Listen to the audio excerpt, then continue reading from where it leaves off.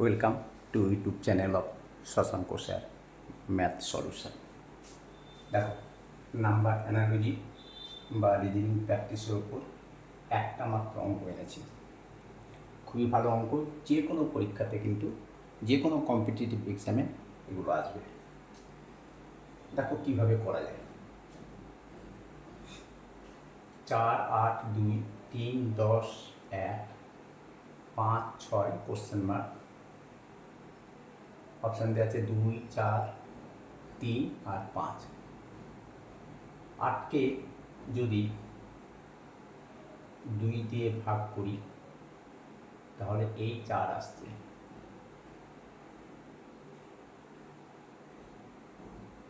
ঠিক তেমনি 10কে যদি 1 দিয়ে ভাগ করি তাহলে কিন্তু 3 হচ্ছে না, 10 হচ্ছে।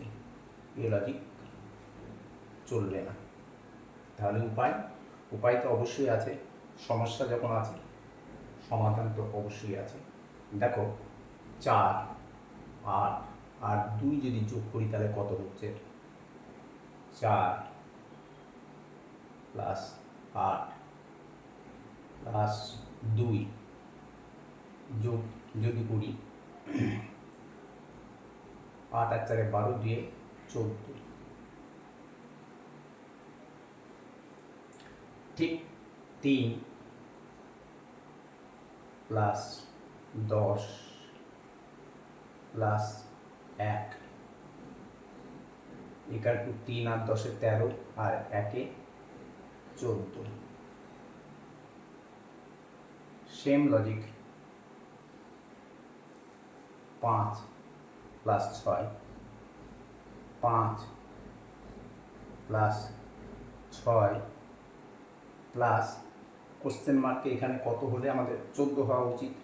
তাহলে 5 আর 6 11, তাই তো? তাহলে আমাদের কত হচ্ছে এখানে? 11 প্লাস কত দিলে 14 হয়?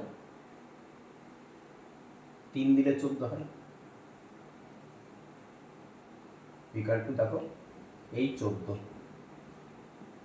এখন প্রশ্ন হচ্ছে যে এই 3 যেটা আমাদের বেরোলো সেটা অপশানে আছে কিনা।